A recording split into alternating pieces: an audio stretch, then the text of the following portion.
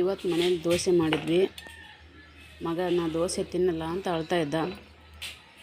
ಇಲ್ಲಾಂದರೆ ನನಗೆ ABCD ದೋಸೆ ಬೇಕು, ಇಲ್ಲ ಗೊಂಬೆ ದೋಸೆ ಬೇಕು ಅಂತ ಹೇಳ್ತಿದ್ದ.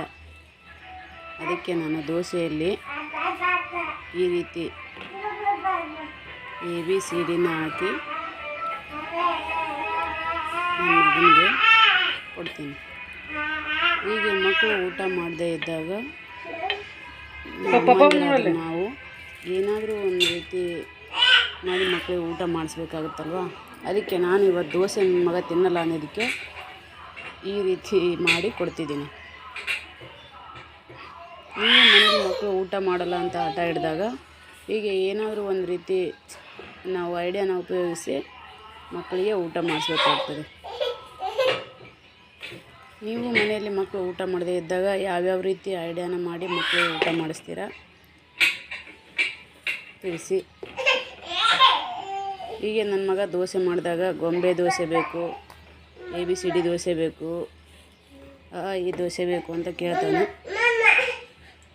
ಈ ವಿಡಿಯೋದಲ್ಲಿ ನಾನು ನಿಮಗೆ ABCD ದೋಸೆ ಹಾಕಿ ತೋರಿಸ್ತಿದ್ದೀನಿ. ನೆಕ್ಸ್ಟ್ ಇನ್ನೊಂದು ಸರಿ ಯಾವಾಗಾದರೂ ದೋಸೆ ಮಾಡಿದಾಗ ಆ ದೋಸೆಯಲ್ಲಿ ಅಹ ತನಕನೂ ದೋಸೆಯನ್ನು ಹಾಕಿ ತೋರಿಸ್ತೀನಿ. ಹೀಗೆ ಮಕ್ಕಳು ಒಟ್ಟು ಊಟ ಮಾಡಿ ದೊಡ್ಡವರಾದರೂ ಸಾಕು ಅನ್ನೋದೇ ನಮ್ಮ ತಾಯಂದಿರ ಚಿಂತೆ. ನೀವು ಮನೆಯಲ್ಲಿ ಮಕ್ಕಳು ಊಟ ಮಾಡದೇ ಇದ್ದಾಗ ಯಾವ್ಯಾವ ರೀತಿ ಮಕ್ಕಳಿಗೆ ಊಟ ಮಾಡ್ಸೋಕ್ಕೆ ಟಿಪ್ಸ್ ಯೂಸ್ ಮಾಡ್ತೀರಾ ಅಂತ ತಿಳಿಸಿ.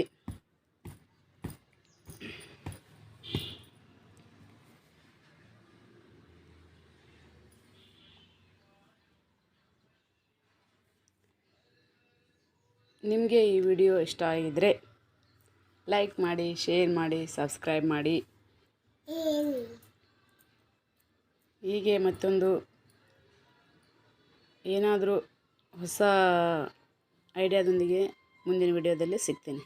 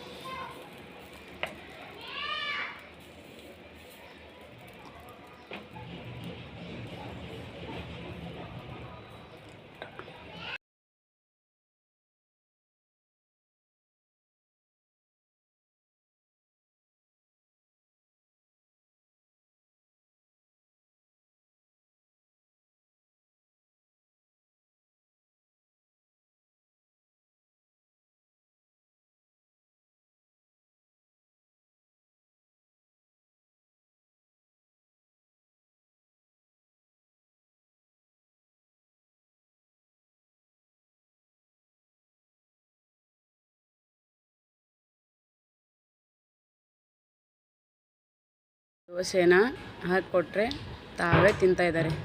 ಹೀಗೆ ನಾವು ದೋಸೆ ಮಾಡಿದಾಗ ಏನಾದರೂ ಅವ್ರ ನಂಬರ್ಸ್ ಕೇಳ್ತಾನೆ, ಇಲ್ಲಾಂದರೆ ಗೊಂಬೆ ದೋಸೆ ಕೇಳ್ತಾನೆ. ಈ ಥರ ಮಾಡಿಕೊಟ್ಟಾಗ ತಾನೇ ತನ್ನ ಕೈಯಾರೆ ಖುಷಿಯಾಗಿ ತಿಂದ್ಬಿಡ್ತಾನೆ. ಧನ್ಯವಾದಗಳು.